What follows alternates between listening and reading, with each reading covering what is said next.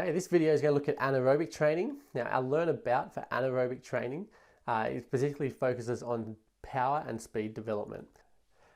So we're looking at developing power through weight training. We're going to look at plyometrics training, and we're also going to look at short interval training. Now, power training is training that is for improvements in speed and often strength. So because power is force times distance divided by time, for those of you who are interested in the maths, it means that force, which is really your strength, and time, which is your speed. If I develop my strength and my speed, or develop my strength at speed, then I'm going to be developing my power. Okay, so resistance training builds power through recruiting and enlarging muscle fibers, getting them that strength gains, and it often involves explosive type movements. So there are many ways of creating resistance to increase power. That can be using a parachute, pushing a sled, etc.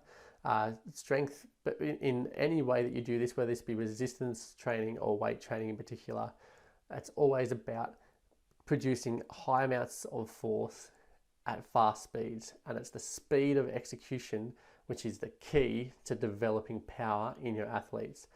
So that can be using a parachute, it can be lifting the weight, whatever you want to be doing, but you need to be doing it as quickly as you can with good technique. If you have poor technique, then you're at risk of injury.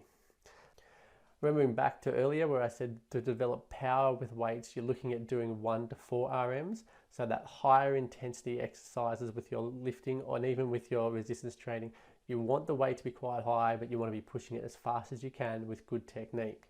The next one is plyometrics.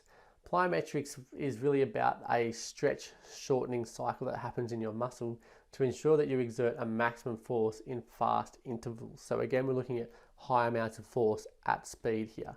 Now, plyometrics involves a whole bunch of different exercises, and if we have a quick look here at this image, you'll see a range of different activities that people do for plyometrics. Often it can be jumping down off a stool, it can be hopping, it can be double-footed jumping. But the idea is that as the athlete lands, the muscle is going to stretch, their tendon's going to stretch a bit, and then they need to jump as fast as they can after they land, which means they get an extra bit of force from the elastic nature of the muscle and the tendon, and a maximal contraction extends them further, and so the intensity of the training is quite high. And this particularly is really good at developing speed, but also by nature will develop your power as well. Our next one is short interval training. Now, short interval training is similar to our aerobic long interval training, except now we're looking at short intervals. So in aerobic training, your intervals were long. We did that 8-minute example with a 1-minute rest. For anaerobic training, for our short interval training, we're looking at maybe doing 30 seconds of power output or 1 minute of power output, and then you're going to double how long that is for your rest. So if I do 30 seconds output, I'm going to do a 1-minute rest. And so your rest period is now longer than your power output period, which is the opposite of your aerobic long interval training. Now, of course, short interval training is well known these days as HIIT training, that high intensity interval training. So you're looking at high intensities, really a lot of the time you're going flat out, whether that be on a cycle, whether you're sprinting, whatever it is, you're doing it at 100%, and then you'll have some kind of active recovery break afterwards. The benefits are that you're focusing on both of the anaerobic energy systems. You can improve recovery, particularly for the lactate, removing lactate, increases speed, increases power, really good for sports like rugby, tennis or netball, and it provides a shorter workout with really big benefits. An example of a short interval training program will have like a 3-minute warm-up, and then you're going to be looking at doing a 30-second 100% cycle followed by a 1-minute rest cycle. So 30 minutes, 1 minute rest, 30 seconds, 1 minute rest. You're going to repeat that anywhere from 1 to 4 times and then have a short recovery cool down at the end of it.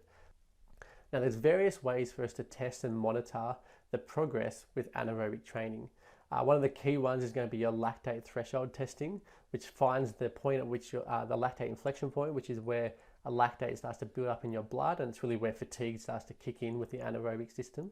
We can also do things like vertical jump tests. We can do power throwing when you're sitting on the ground throwing a big medicine ball, or we can do a 20-meter dash.